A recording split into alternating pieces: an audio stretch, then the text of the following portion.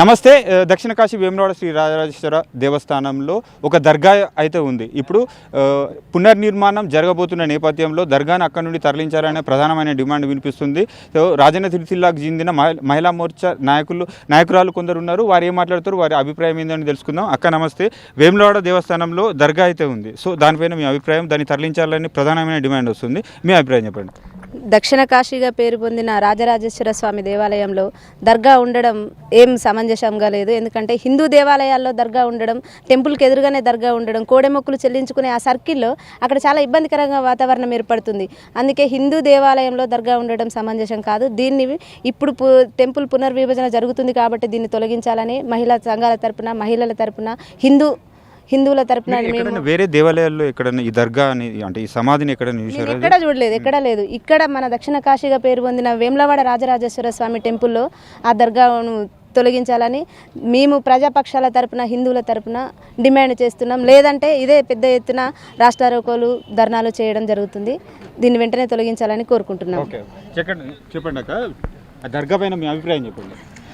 రాజరాజేశ్వర గుడి మనకెంతో తిరుపతి లెక్క మనకి కూడా ఇక్కడ పెద్ద దేవస్థానం. అది మన తెలంగాణ అతిపెద్ద దేవస్థానం. మన తిరుపతిలో ఎలాగైతే పెద్ద గుడి ఉందో మనకి ఇక్కడ అది అతిపెద్ద దేవస్థానంగా మనం కొలుస్తాం. ఎంతోమంది భక్తులు ఎక్కడి నుండో వస్తూ ఉంటారు. ఇక్కడ దర్గా ఉండటం అనేది చాలా అమనుష్యంగా ఉంది. దర్గాను తొలగించాలని కోరుకుంటున్నాం. ఎక్కడైనా దర్గా దగ్గర మన హిందూ టెంపుల్ ఉన్నాయా? మన హిందూ టెంపుల్నే దర్గా కనిపిస్తుంది. ఇది ఎంతవరకు న్యాయం అనేది ప్రశ్నిస్తున్నాం. మేము దీన్ని తొలగించాలని డిమాండ్ చేస్తున్నాం. తొలగించకుంటే మాత్రం మా మహిళా మోర్చా తరపున ధర్నాలు, పెద్ద ఎత్తున రాస్తారోకలు చేస్తామని మేము డిమాండ్గా మాట్లాడుతున్నాం.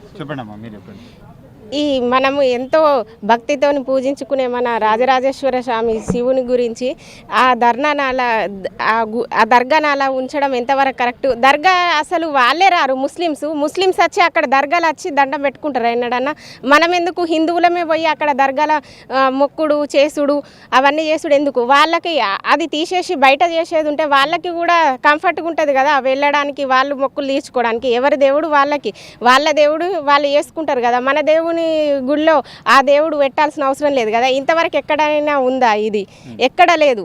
అయినా కూడా ఇది తొలగించాలని మేము మా మహిళా మోర్చా తరపున డిమాండ్ చేస్తున్నాం.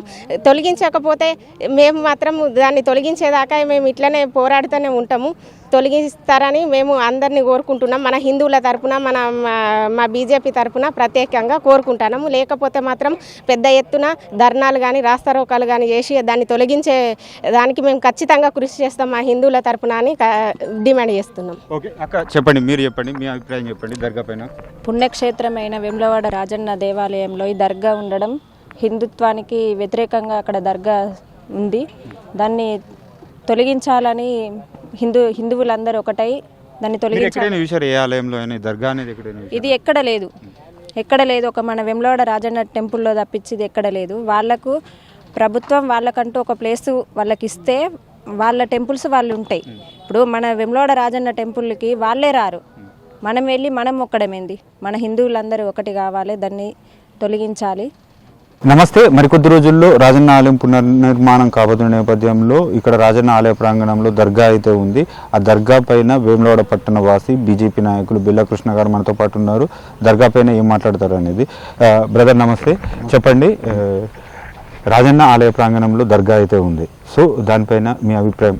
మరికొద్ది రోజుల్లో ఆలయ పునర్నిర్మాణం కాబోతుంది కాబట్టి సో చెప్పండి. ఆలయ పునర్నిర్మాణం అనేది చాలా మంచి విషయమే. దీనికి మా బీజేపీ పక్షాన 100% దీనికి మేము వ్యతిరేకం కాదు. ఏమున్నా మాకు వ్యతిరేకంగా ఉన్నదంటే దర్గా గురించే.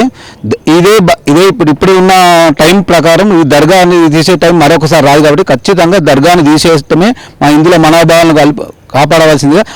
ఈ దర్గాని ఇక్కడి నుంచి తీసేసి వేరే ప్రాంతం తరలించి అక్కడ నిర్మించుకున్నా మాకు అభ్యంతరం లేదు.